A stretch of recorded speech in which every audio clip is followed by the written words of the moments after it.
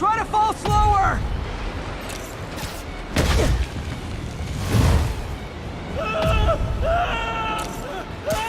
Gotcha!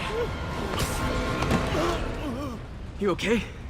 Yeah, I think so. Good. Good. You know, as elevator shafts go, this is pretty nice. Welcome to Bullet Points. This time we're going to talk about Spider-Man for PS4. The story is fantastic and takes us deep into Insomniac's vision for Spider-Man. It's an emotional roller coaster that introduces us to a unique take on the Wallcrawler's backstory with his villains. It borrows from both the comic books and the movies to dish out an equally comedic, heart-wrenching tale that separates it from the norm. The cast is amazing, with the pun intended. Yuri Lowenthal delivers a stellar performance as Spider-Man. His quip delivery is on point and he never fails to show his emotional range. He does a great job as both Spider-Man and Peter Parker. Now the star wouldn't be anything without the rest of his cast, and every single one of them knocks it out of the park. There are some well-known names hiding in the voice work of this stellar cast, but the motion capture stars take those extra steps to deliver on the dramatic scenes.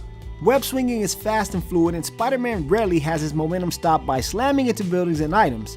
He'll bounce off walls and flip with acrobatic ease while zipping through the air without a care in the world. It's like playing Spider-Man 2 on automatic, but with a lot more beauty and grace to it. The world whips by with a blistering pace while web swinging. With the release of a button, Spider-Man rockets towards the ground and lands in this bustling metropolis of people and cars, and the game never misses a beat. It's quite possibly the liveliest city that I've ever seen in a video game. Furthermore, a lot of the civilians can be found simply living their lives as opposed to being complete filler in the game. The number of models and objects on screen was astonishing, to say the least. The sound design is crazy good. The streets are often bustling with the sound of transportation and civilians conversing. Thunderstorms crash with booms and rumbles, and the iconic thwip of Spider-Man's web shooters never gets tiresome. The game features a nice orchestral soundtrack that rises properly when Spider-Man leaps from a building or crashes down into a slew of bad guys. Spider-Man! Give him what the private got! Guys, portion control!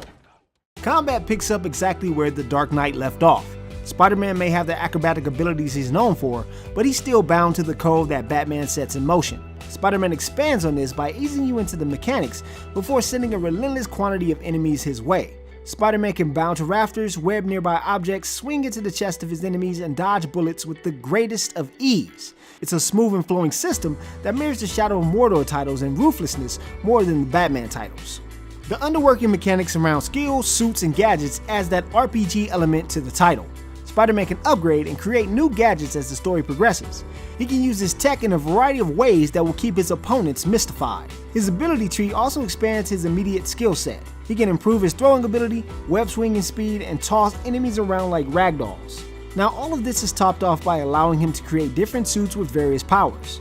Don't worry, Spider-Man can switch between the powers once the new suits are unlocked, so we can use our favorite suits without worrying about a stat hit.